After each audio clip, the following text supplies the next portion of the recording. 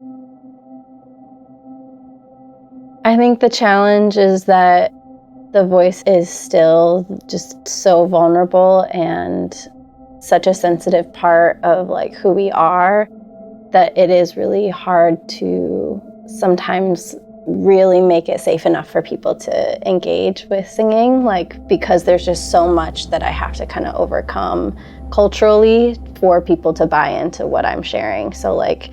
if they're really watching like American Idol or Building the Band and like believing that there's only a certain amount of people in this world that are born to sing,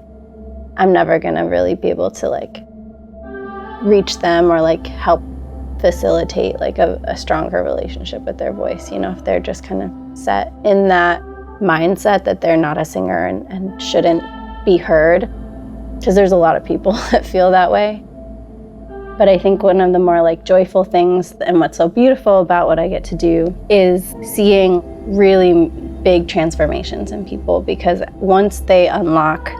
and start to like build a relationship with their voice, they start sharing more of their like authenticity with themselves, and then they can start sharing that with others. And some people have said that like after working with me, they had like a really hard time prior sharing their voices in, you know, community workshops or like circles and sharing, and at the end of things like they would be very quiet or like have visceral shaking or a lot of nervousness come up around like sharing and using the voice. And since like working with their voice more intentionally,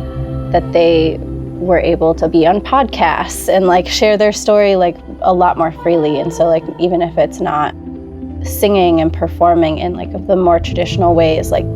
they were able to use their voice that actually like moved them forward in their own lives, whether that was like a personal goal or more professional things.